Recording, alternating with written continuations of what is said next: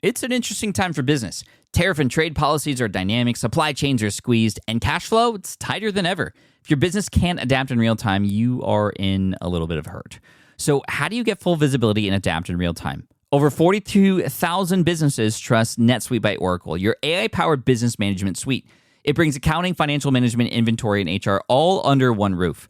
NetSuite is the #1 cloud ERP for a reason.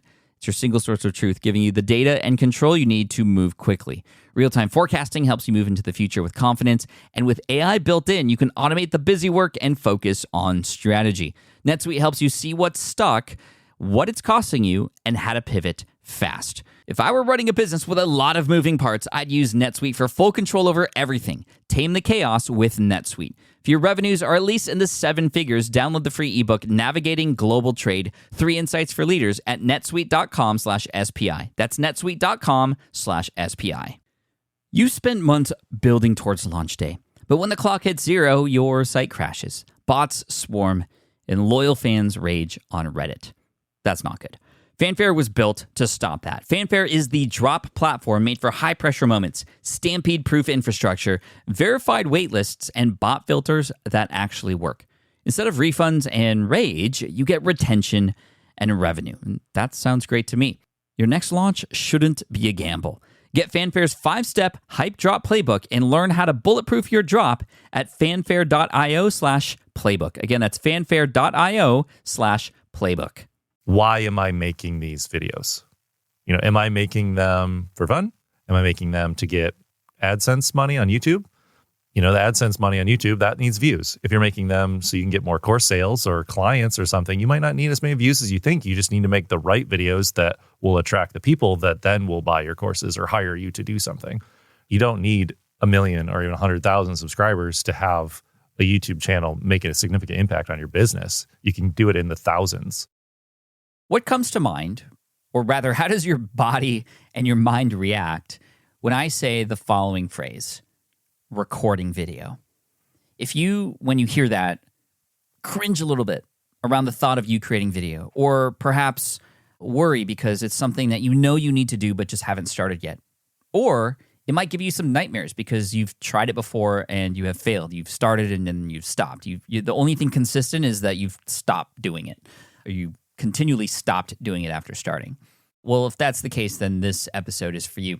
We're bringing on Caleb Wojcik, great friend of mine, co-founder of SwitchPod, friend of SPI, previous guest here on the podcast. He's talked about what it was like to have young kids as an entrepreneur, and we have talked about video before, but we're going to go in depth today to talk about specifically consistency, because it's one thing to just start doing video, but if you stop, then it kind of is for nothing. But if you continually create it over time, and if we can help you answer the question of, well, how often should we go? Like, how do we stay consistent over time? How do we do it for YouTube? But also, how might we do it for online courses if we're going to be doing that? What's the approach? How does it differ? We're going to talk about and uncover all those things today. Plus, we're going to welcome Caleb as an official EIR, expert in residence here at SPI, somebody who you can get access to inside of SPI Pro to help you with your video needs. This will be a fun episode. Check him out. This is session 771 of the SPI podcast. Caleb Wojcik, here he is. You're listening to the Smart Passive Income Podcast, a proud member of the Entrepreneur Podcast Network, a show that's all about working hard now so you can sit back and reap the benefits later. And now your host. He once hated oysters, but now orders them whenever he sees them. Pat Flynn. Caleb, welcome back to the SPI podcast. Thanks for being here, man. Yeah, thanks for having me. It's been a while. We've been on a few times together. Yeah. It has been a while. The last time you were on the show, we were talking about how you had just had twins and you and your wife were, wrangling cats, if you will, while being an entrepreneur. Any quick update on life and family and how are things going now? It's easier in some ways and harder in others. That's all I'll say. We're close to all 3 of the kids being in preschool. Kids in preschool, so a little bit of time gotten back, but I remember what that was like. I mean, 2.5 hours to 3 hours in preschool, that goes by so fast. I mean, you almost don't have time to start anything, right? Yeah, I know, but it really makes you focus. I feel like pre-kids, you have all day, all weekend, all night. It's like time is like unlimited. When you don't have that, you tend to focus a little bit better. So I feel like that's efficiency and like, you know what to work on. It's like you have limited time. It kind of forces you into doing what's most important each day. That's so true. And you and I had started building a relationship, over a decade ago when Keone was born. And I know that you were kind of watching me from the sidelines raise a kid and try to be an entrepreneur. And it's true. It did make me become more efficient. We're not saying that if you want to be more efficient, go have kids. That's not what we're saying. No, that's kind of opposite. Yeah.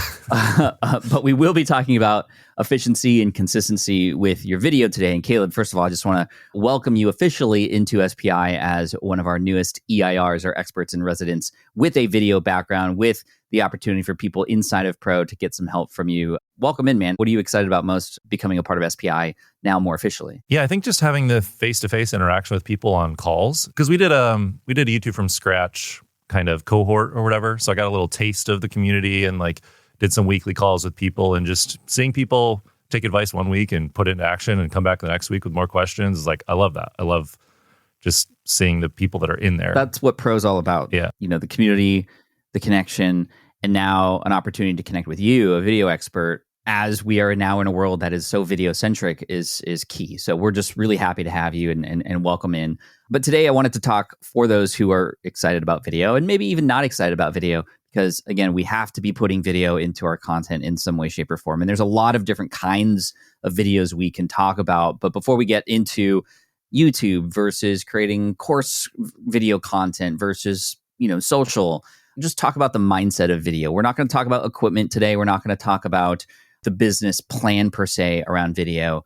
We will be talking about creating and the production a little bit, but the mindset going into video is really, really important. And what would you say today is most important when it comes to creating videos? And for those especially who are a little bit apprehensive, maybe not have done it before or have started and stopped, like how can we wrap our heads around just doing it? Well, I think a lot of people I talk to, I'm like, oh, like, what are you doing with video? They're just like, yeah, I should do that. And it's like, we all know we should do that, but a lot of people don't. And I think it's the fear-based thing, or they don't want to put themselves out there.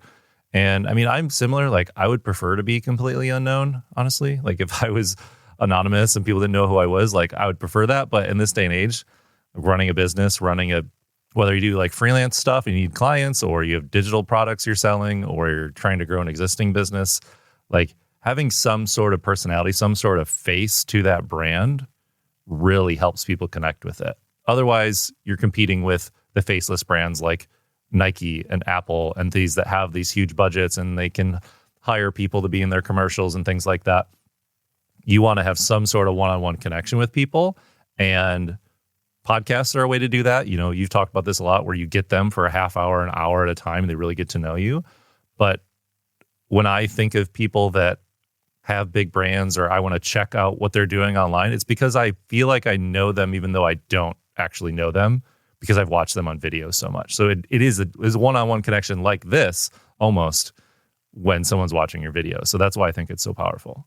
And it's now seemingly more important than ever because of things like AI that are creating video and just automating everything. Content is so plentiful now. And even podcasts, people can use 11 Labs to replicate somebody's voice and you don't even know it's real anymore. And true video is getting to that point with OpenAI's Sora that just came out, right? We're seeing these videos that look like they were professionally shot, but the face-to-camera videos, even though there will be a point where that is AI as well, it's important to get on video so you make that real connection, because that's going to be more and more necessary and needed in order to build trust and authenticity online. So there's a lot of reasons to get into video, and you're doing yourself a disservice, you're doing your audience a disservice by not showing up. So that's why we're here and why we're talking about this today. And of course, you and I have created YouTube from scratch, which has helped loads of people start their channels. Some of them have now gone full time with them, which is amazing to see. And we just want more of that. So let's go into being consistent with video. For somebody just starting out, it can be a lot of friction to get started and even hit record on that first video. And, while recording, it's just a pain. And then, the editing process of it, and then kind of having to do that again and again and again. It's so overwhelming. What are the things we can do while we get into video to reduce that friction as we start to want to be consistent with this? I mean, the biggest thing is that the tools that are available now are much easier. They're easier than they've ever been. Like, you can film high quality video on your phone now. When we started doing that 10, 12, 15 years ago, like, you had to go buy a camera at Best Buy and you had to figure out how to focus it on yourself. And you had to do the tools are just more available now. So you just need to decide what you're going to film on and draw the line in the sand and be like, I don't need anything else to do this right now. I need my phone and I need a switch pod. That's all I need. Yes. Yes. You push people to our product. Definitely need a switch pod. Shameless plug right there. Yeah. You can't film videos without a switch pod. This is our product, by the way, in case you didn't know. I've run a video production company for 10 years now. And there's always that like additional piece of equipment that you're like, ooh, if I just had that, I could do whatever, like if I just had that one more piece. And it's like, that never goes away. It doesn't matter. Like you're always going to want something. It's, the hedonic treadmill, there's always going to be another piece of something that you want to buy. So don't let that keep you from just hitting record. So just commit to whatever you have now is good enough for the next 1 to 3 months. That's the equipment I'm going to use. I just need to film. And quantity will help increase your quality. So there are plenty of videos that I filmed in the beginning that I will never let anyone see. They are not on the internet anymore. I either deleted them and didn't upload them, or they're now hidden because I'm so embarrassed of what I look like and sound like and how I act on camera, like completely unnatural. So I know some people leave those up and you can scroll way back in the archives, and that's encouraging to see like massive YouTubers now and the first videos they put out, sometimes when they were children, but mine are hidden. So don't be afraid of your first few videos. You can always hide them later as you get better. Yeah, I want to expand on this idea of quantity over quality.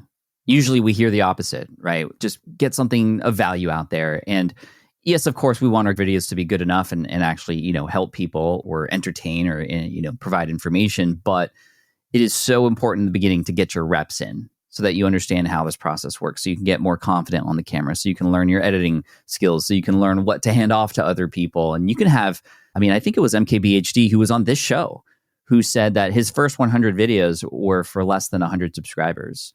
And that was so powerful to hear from somebody who now has nearly 20 million subscribers and is the most prolific YouTuber, or one of the most prolific YouTubers in the world. And, I've kept my old videos up and they're trash, but, you got to get, I think it was JLD who said, you got to be a disaster before you become the master. And I think that holds so much truth in the world of video. So create, publish. So when it's our first go around, like what is good enough? What does that even mean? And how do we even begin to figure out what to create videos about? Let's focus on YouTube for now, and then we'll focus more in the second half of this talk about creating content for things like courses. But if we're getting onto YouTube, which you should, because there's a lot of opportunity there, especially as SEO is changing on the Google front, YouTube is becoming a place for people to get found. What do we do? How do we even begin? A lot of this is obviously in Smart from Scratch, but let's bring some of that back for people listening right now. I think it's honestly stop worrying about the technical parts of video and worry about like talking to one person. Find one person you can help with something and focus on what that thing is you're going to help them with. And then don't put a ton of pressure on an individual video. Think of 10 ideas and then just film them and release them. I think getting all caught up on like, oh, what's the perfect title and thumbnail for this video? It's like when you're starting out, or even when you're not starting out, quantity is going to get you the views. You can have more views if you put out more videos. That's how you get more views. That's how you reach more people. You have more little army men out there fighting your fight for you, is having a bunch of them out there, a bunch of foot soldiers. Each video is a little foot soldier, like is a part of the battle for you. Don't worry, like stay back and try to build a tank for like 6 months and release it. Have a bunch of things out there trying to help people, and you'll see what works. Like you'll get the feedback from, okay, they like these types of videos, or they liked it when I had this kind of title or thumbnail. And that's how you learn. You don't really learn from just seeing what everyone is doing. You have to do stuff for yourself and see what your audience resonates with. Yeah, the power of YouTube is, in my opinion, the feedback that you get from the videos that you create. And you can't have any feedback and any sort of results, good or bad, to learn from if you're not publishing videos.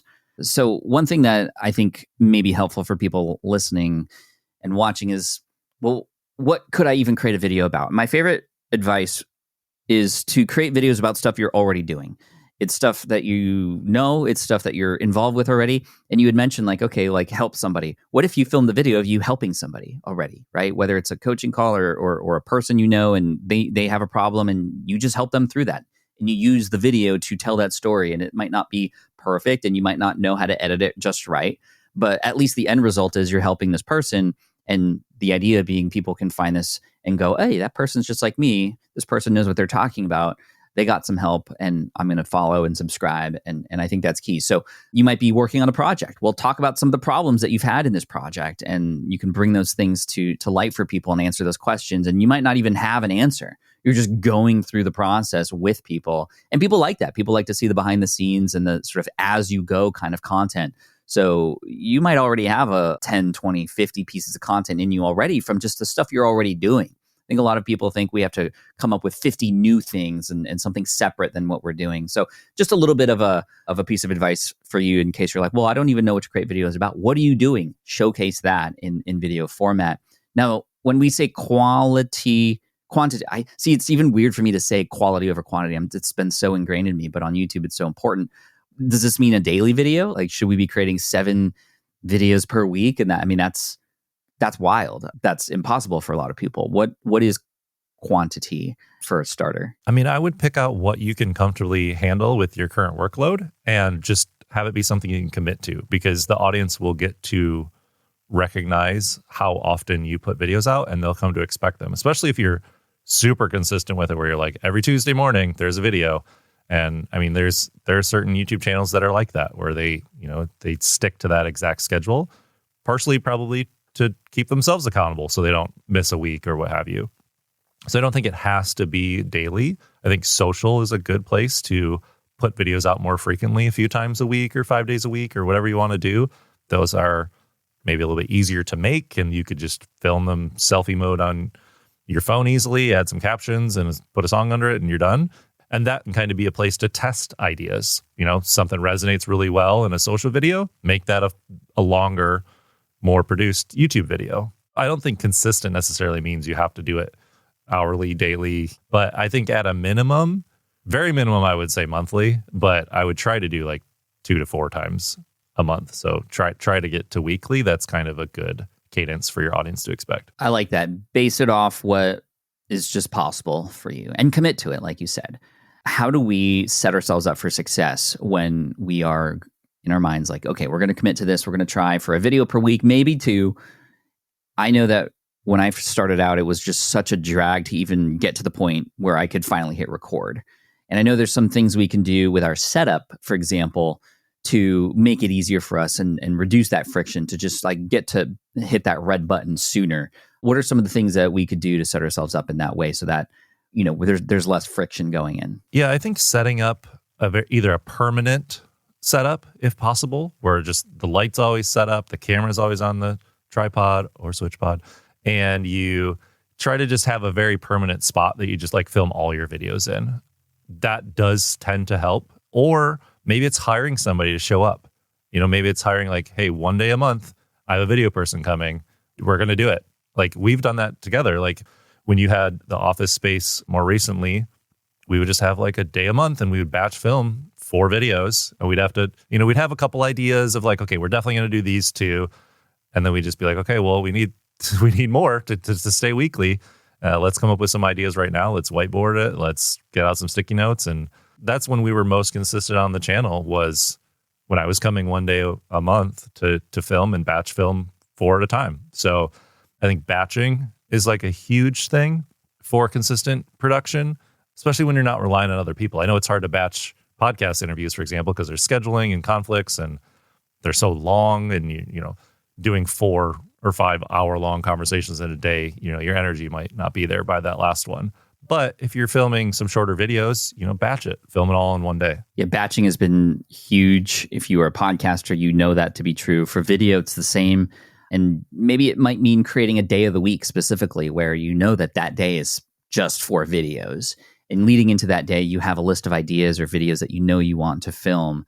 I like the idea of having a person there with you. Like when you came over to the studio, we got a lot done. We shared ideas with each other. There were things that you saw that I didn't see and vice versa. And those videos were really great. That was back when video podcasts were literally only available on Apple as video podcasts. And for a while, we had the #1 video podcast on Apple. The sort of asterisk with that is nobody was watching video podcasts. So our little call to action to go watch them was enough. And now video podcasts have taken sort of a completely different route. And for those video podcasters in the audience, or at least audio podcasters who are thinking of video, it might just be as simple as turning on the camera while you're recording those interviews, even if it is remote. I know there's a lot of people who are creating these beautiful studios, and they have like Colin and Samir, and they bring these people in, these guests, and they're in a location like Los Angeles where a lot of these people exist. So it's a lot easier for them. But then there's examples like Ramit Sethi, who is doing remote interviews for his podcast, his audio podcast, but recording it on video. It is remote, but it's very well done.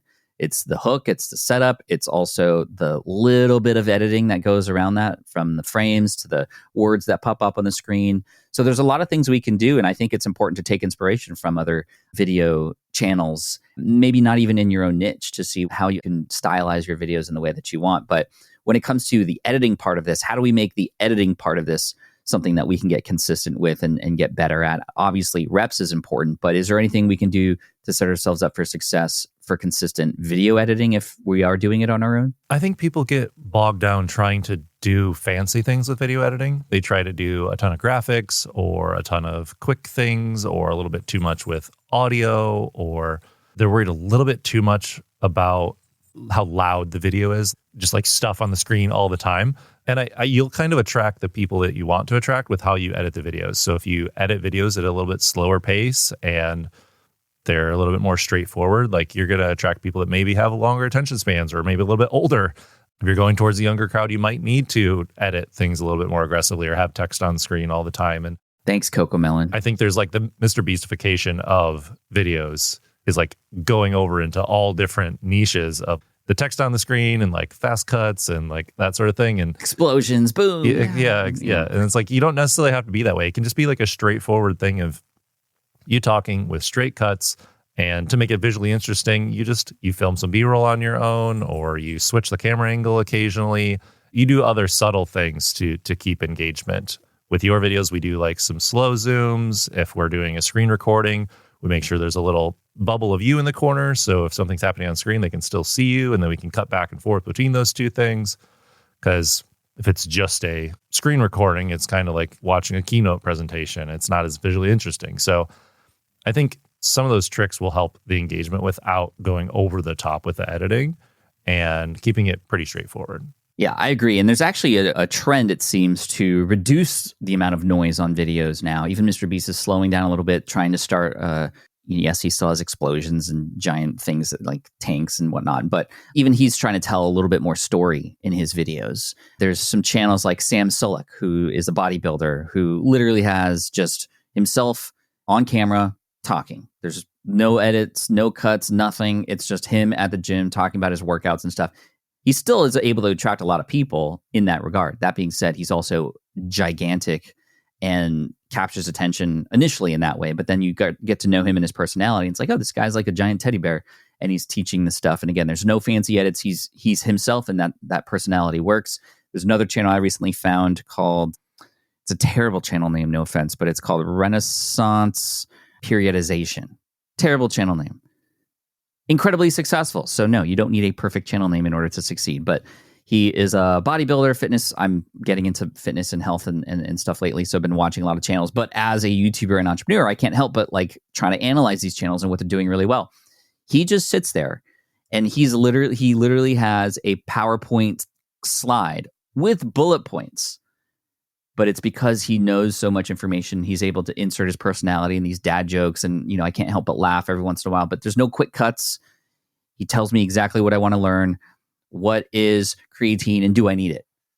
Okay, I'm going to watch this thing. And he has all the information about it. Good, bad, ugly, but he's bringing his personality, and it's literally a keynote slide next to him, and it works. So no, you don't need to go fancy. And I'm glad we talked about this, because start simple. That's really the thing here. Start simple. You can add more flourish and color and confetti over time, and you might not even need to or even want to. It's the information in your personality that are going to be really important, and the reps. Get the reps in, be consistent, set up your station, get in there so you can just sit down and hit record, have a little bit of a plan going in, but sometimes you don't even need to script very much. You just need to know what stories you're going to tell and trust yourself to tell these stories. You can finesse it in the editing and go from there. So I think that's a great start here in this conversation. I do want to switch gears, take a little quick water break. With running your own business, legal questions always come with the territory. Like, can I use this contract or agreement? What do I do if a client doesn't pay? Am I even structured the right way for taxes? Instead of Googling your way through legal landmines, imagine having a law firm ready to address your business's legal needs without the sticker shock. That's what you get with Legal Shield's small business plans. Legal Shield helps entrepreneurs access real legal help on contract reviews, collection letters, business formation guidance, and even help navigating IRS audits. Members can schedule consultations, upload documents through the app, and get support from a provider law firm that knows small business laws in your state. Plus, consultations on taxes or trademarks help you stay ahead of potential problems. And if a client is late on a payment, Legal Shield steps in with professional collection letters so you can protect your hard-earned revenue, all for a fraction of the price of hiring a lawyer on your own. Go to LegalShield.com/SPI or call 833-570-9980 to learn more and get big business legal support without a big business budget. That's LegalShield.com/SPI. Do you know the secret to businesses that are scaling faster than ever? They're using Upwork to tap into a diverse pool of skilled freelancers across various industries. With Upwork, you can find specialized freelancers in marketing, development, design, and more. Experts who are ready to help you take your business to the next level. I've personally used Upwork myself and can vouch for it. Posting a job on Upwork is easy. With no cost to join, you can register, browse freelancer profiles, get help drafting a job post, or even book a consultation. From there, you connect with freelancers that get you and can easily hire them to take your business to the next level. Upwork makes the entire process easier, simpler, and more affordable with industry-low fees. Post a job today and hire tomorrow with Upwork. Visit Upwork.com right now and post your job for free. That is Upwork.com to post your job for free and connect with top talent ready to help you grow your business. That's Upwork.com. Again, Upwork.com. Next, I want to talk about videos for online courses. Online courses are still a very important part of a person's business, especially if they sell information and they have a unique way of teaching something. Videos are going to be an important component of that. I have a lot of people inside of SPI who say, hey, can I create my course without video? I understand why they're asking that. And technically, it's possible. Yes, you can teach courses without video, but gosh, include video for the purpose of having this seem like there's more value, having the connection with your student. Do you feel like it's a necessity? What are your thoughts on is it mandatory to have video in an online course to teach something? I think that it is more engaging for people to be able to watch something. And especially most things you're teaching have some sort of visual element to them, whether you have to show it or whether, you talking about it and then showing something on screen, whether it's a diagram or a chart or even bullet points like you just talked about, it'll help with retention a bit more. If the best way to learn was just reading books, then there wouldn't be school because you wouldn't need teachers and you would just be here, kids, read all these books for 13 years and then go to college and read some more books. And that's why there's classrooms. You have people teaching and presenting in a certain way and have, chalkboards and whiteboards and overhead projectors and all the things. Do they even use overhead projectors anymore? I'm dating myself, I guess, with the dry erase with sometimes they wind them and stuff. I feel like they do. Yeah. But they're all electronic now. Oh yeah. Right? Versus, it's mirroring on an iPad or something versus the what is it? Mylar or something? Mylar, yeah, with the transparencies and stuff. Yeah. Oh man, I miss the smell of that projector. It looked like it was going to overheat the entire time. Yeah, but the going back to the value thing you said was just the price. If you're going to price something at a certain level, they're going to expect, some production quality. It would be very hard to sell a $200,000, $500,000 course and it's a PDF. I might have issue with that, even though really it's the information, but how you deliver it also, there's some value there for people. So, it doesn't necessarily have to be extremely highly produced. That's kind of been the main type of client work I've done video wise is filming courses for people. And some of them have been very visually necessary to be on video. A bunch of watercolor courses I did, or knitting, or calligraphy.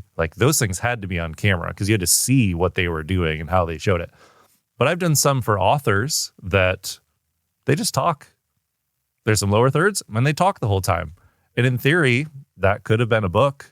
It could have been a PDF, but I don't know if people would have bought that at the price they were charging. And in many of those cases, I know because you and I have chatted, those were books, yet people wanted the online course version with the video. In fact, this happened with Will It Fly? Will It Fly was a book. It was supposed to just answer all the questions, yet people still were like, Pat, I need, can you show me? Show me this. Yeah, companion courses in a book, and then they want to watch the video version. It's the same thing. Like people would rather watch a movie than read a book. Yeah, sadly. It's a little more condensed. I can sit on my couch and relax.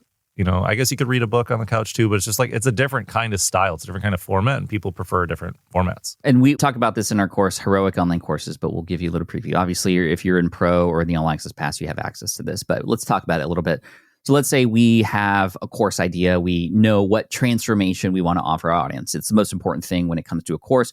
What specific transformation are we offering them? Get specific. It's a solution to a specific problem, not just here's a course for my entire audience base. It's going to be for likely a particular segment of your audience base. But once we nail the where they're at and where we want them to go, what prep work can we do before we get into the filming and production stage of an online course? I always have all the videos titled and in order and grouped together, and sometimes some notes about them before I dive into film, because I want to batch the like thinking of like, what is this course, and like, what are all the things I need to help people with. Sometimes I survey my audience beforehand, or I talk to other people.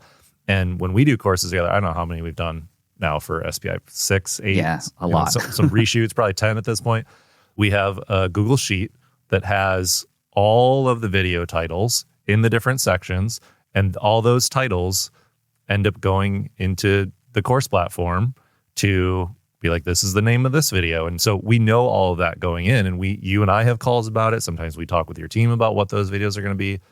And then you can prepare for them so that when you're filming them, you're not like, shoot, I need that one image, or I need that one, what's the name of that website example I want to use? So like all that stuff is in this spreadsheet. You got all the videos all planned out so that when you go to batch film, you can do them back to back to back to back. And we do a lot of them in a day. Sometimes we do. A lot of your courses are 50, 75 videos, and we'll knock all those out in like 2 or 3 days. Yeah. They're long days, but then it's done. And then you move on to the editing. You batch the editing. I don't just like go to your house, film the video, drive home, edit it. If you're going to do online course videos, batch them. It is the best way to do it. You're wearing the same clothes as you were in the previous video. Your hair is the same. Your energy is the same. All that stuff. Mentally preparing yourself for a day or two of filming to just get it all done is wonderful. And it requires you having that outline, but also a detailed outline of each individual video. And this is great too, because it forces you, it's a force function. It forces you to just know what content is going to be in there. I can't tell you how many times, and I just like, maybe it's because we're seasoned at this now, but like when people are creating online courses, sometimes I just see them kind of like creating it on the go. And that is the most ridiculous thing in the world. Spend some time to plan. Put a day on the calendar where it's just like, I'm going to nail this out. What are the videos that I'm going to film a week or two from now, or a month from now even, when I have my video person come in, or when I turn on the camera here in my studio, whatever it might be. It just makes it so much easier. And we also don't always record in chronological order as a person might go through the course, right? Because in the courses we like to have an intro to each section and an outro to each module, a module being a group of lessons about a particular thing. Our videos, you heard 60 videos inside of a course. Mind you, many of them are 1 to 2 to 5 minutes in length. They're not all like 20-minute videos. Some of them are, because some of the lessons require us to go into a podcast host and show how to set things up. Piece of software or something. Yeah. Yeah, exactly. And that's like just screen recording, but having that outline is great. And then we'll often batch record all the intros for each module. So I can just go, welcome to module 1. In this module, you're going to learn blah, blah, blah, blah, whatever. And then, okay, next one. Welcome to module 2. And it's like, okay, now we have a file that we connect to the name of that video in that spreadsheet that we had. And this spreadsheet is available. We do share it for those of you who are inside of Heroic Online Courses to help you prep. And we have an example in there. You can actually see Power Up Podcasting, our most successful course that you and I have filmed together, as an outline, and how we did it ourselves. The prep work goes such a long way when building an online course. It will save you. So please, please, please do that. And then let's move on to now, okay, you got the prep work done. You got that outline in the spreadsheet. Some of the lessons perhaps might have a script. Actually, let's talk about that. Do we script out these videos because they're more educational, because we want to nail every word? And do we use a teleprompter to help us? What are your thoughts on that? I go both ways on that. I've done both for myself. I've done both for clients. It kind of depends on the content. If you are repurposing something or you have it written already, or it's extremely technical and you want to say the right things, teleprompter is great. And if you just prefer teleprompter, then go with it. I do think teleprompted videos tend to be tighter, which means they're shorter, they're more concise, but they take more prep work. So it kind of depends on your preference. It makes filming go faster typically. You get in the groove of, reading the teleprompter, being natural with the teleprompter. And so the filming goes faster. And the editing goes quicker too, because there's less mistakes, there's less go backs, there's less, let me try to say that again. So I tend to script things when it's a sales video or it's something very specific I want to say. Like it's really technical and I don't want to say the wrong thing. So that's when I tend to teleprompt. But I will also sometimes use a teleprompter with an outline just so that it's kind of in front of me. And I'm looking through a teleprompter right now to see you. And that way I can still stay on track with what I'm trying to say, but I'm not necessarily reading it word for word.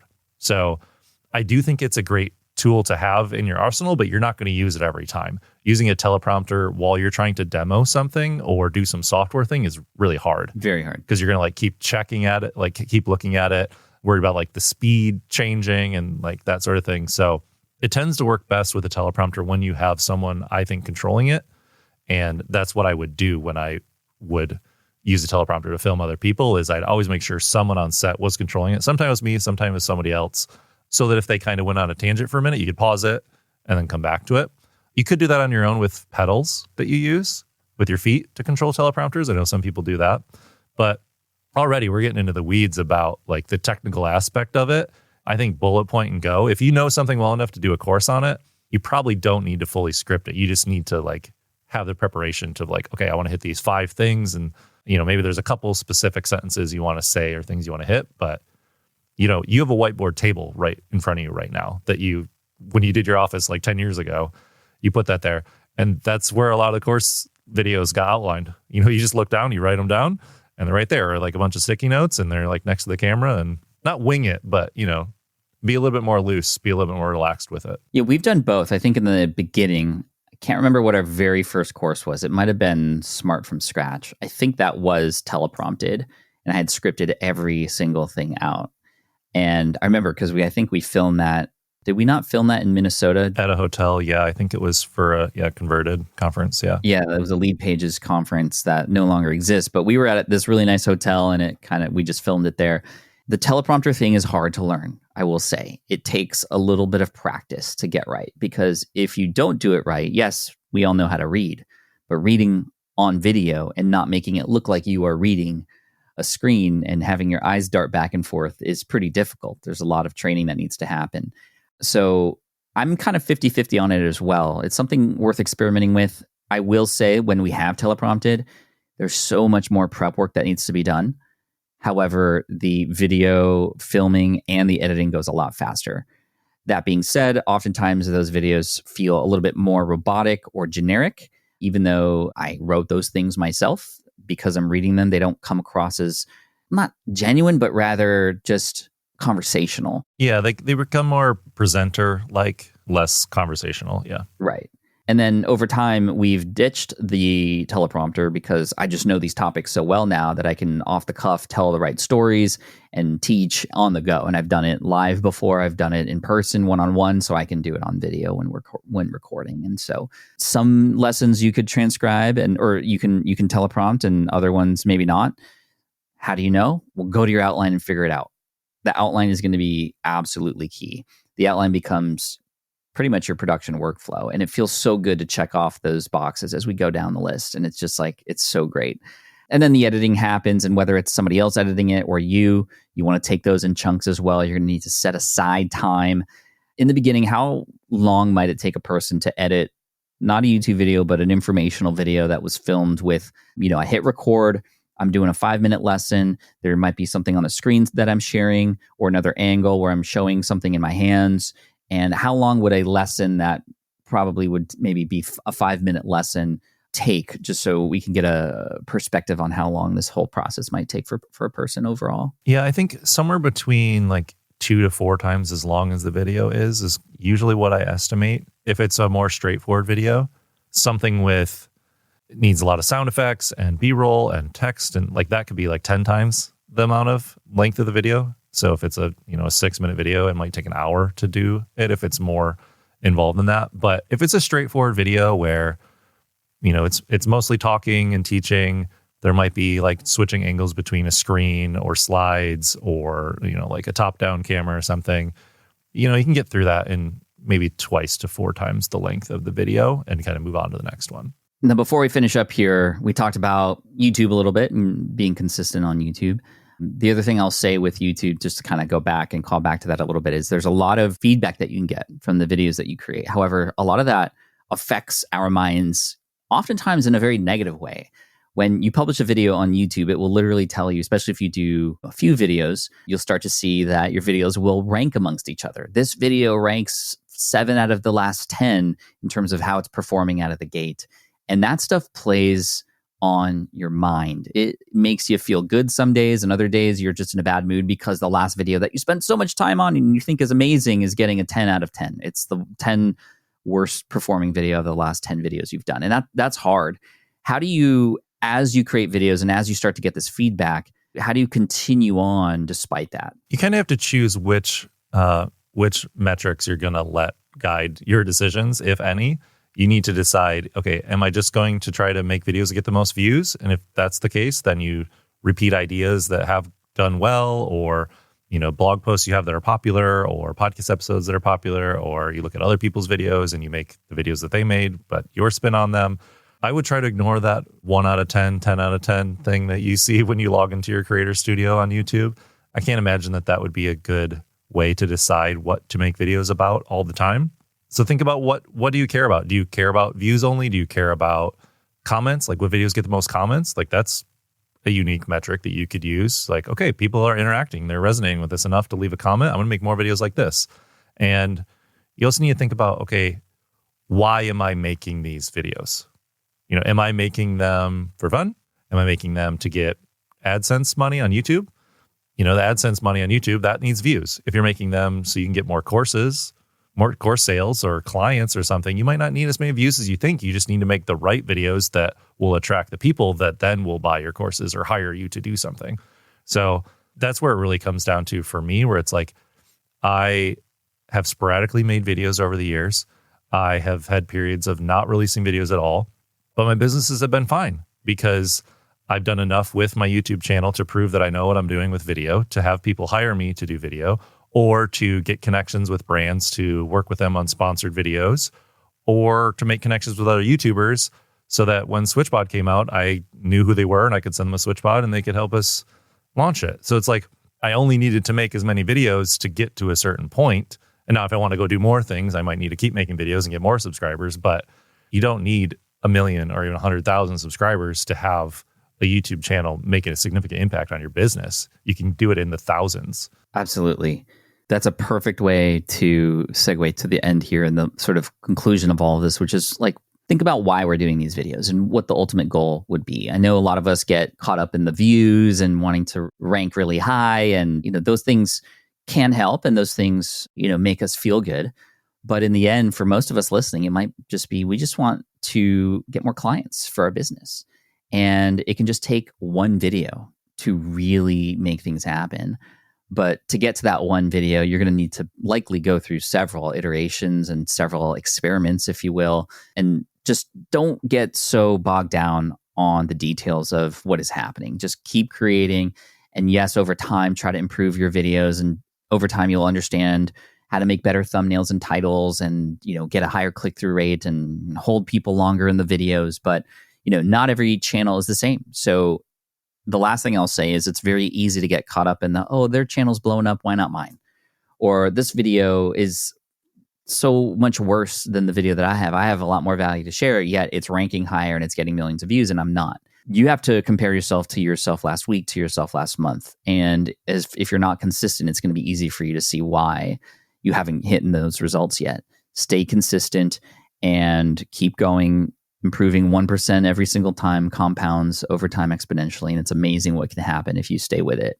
Any final words of advice for those getting into video, whether for YouTube and or for a course, just to kind of keep their heads up as they go and trudge into these new waters? Yeah, I would echo what you just said about you're in a race with yourself. And so it's not Mario Kart where like you're going to get blue shelled by someone else. You're doing the time trial. You're in a ghost. You're racing your own ghost. Like, can you do better than yourself last time? It's not about Princess Peach or Bowser or whatever. It's like, you're Mario, you're going around the ghost, do better than last time and race your own race.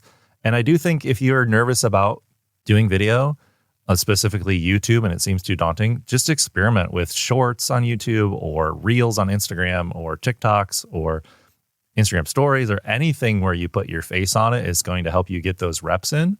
Being comfortable talking to the camera, being comfortable editing shorter videos. If that's less daunting to you, then just start there. And then if one of those videos pops off or gets more views than the other ones, then maybe that topic is what you make a YouTube video about. Use that as your kind of your playground and your sandbox to try things out. Yeah, so well said. I had a friend of mine reach out. He just started a YouTube channel. And he's got 10 videos up. His first 8 videos getting 20, 30 views per video. One of them hit over 100 and he was stoked about that. But then the next 2 videos had less than 10 within the same amount of time. And he was like, what's going on? Is my channel blocked? Like, am I shadow banned? I'm like, what? Just keep creating videos. Don't even worry about the numbers. Get those reps in. And now he's enjoying a little bit more views and just like, it's more fulfilling to not even worry about those. The numbers become a bonus. They become signals of where things are headed. But every individual video, oftentimes we have no idea what's going to happen until you publish it. And think about yourself too. Yeah. I like to think about it like it's fishing. It's like you could be in the perfect spot on the lake. You could have the perfect bait in the perfect conditions. You can cast it right in front of a fish, and it doesn't mean it's going to bite all the time. But at least you've given yourself the best chance to do that.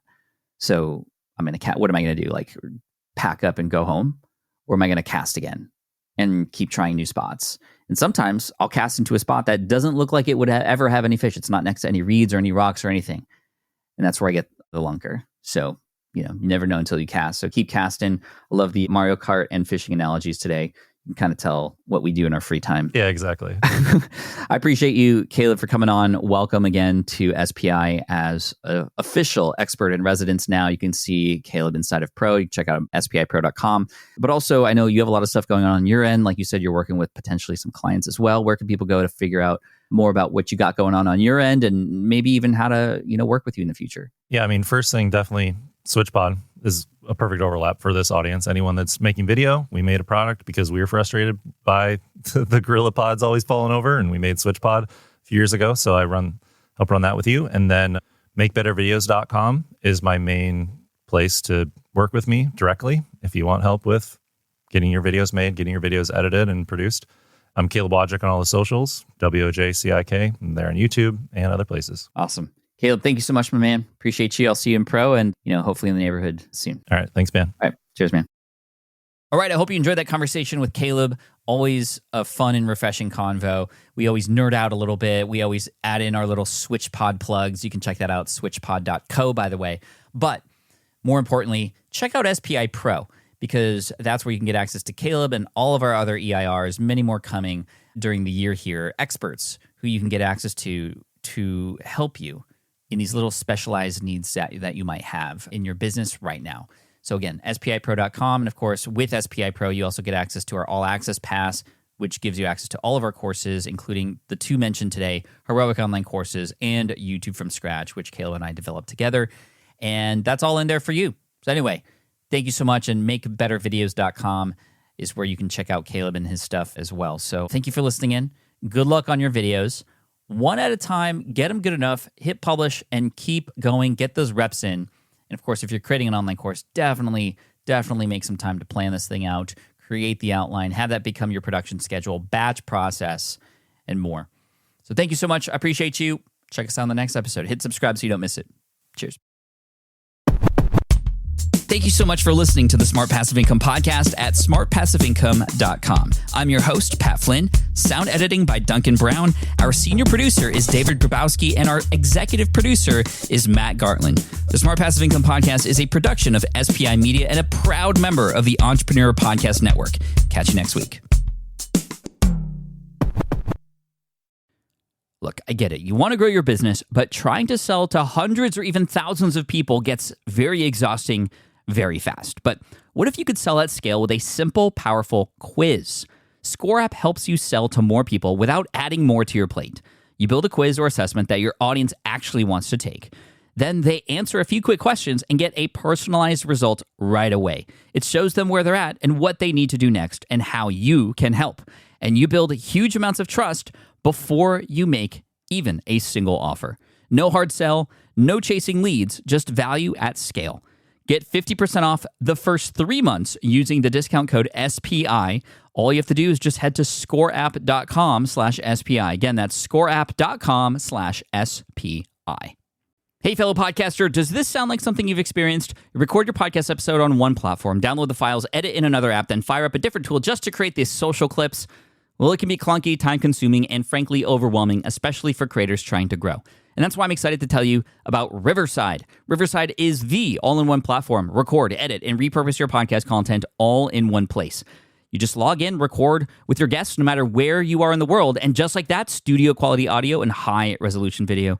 We use Riverside here at SPI as well now. With built-in AI, I can automatically clean up my audio, saving myself so much editing time, and it can even auto-generate clips to make promoting the show a breeze. And with Magic Clips, I can grab the best moments and repurpose them as short-form video, perfect for YouTube Shorts, TikTok, or Instagram, without re-recording a thing. So if you're tired of juggling tools and want a faster, simpler way to create and scale your content, it's time to try Riverside, built by creators for creators. Just go to smartpassiveincome.com/Riverside and use code SMART to get 1 month free on the Pro plan. That's smartpassiveincome.com/Riverside, promo code SMART.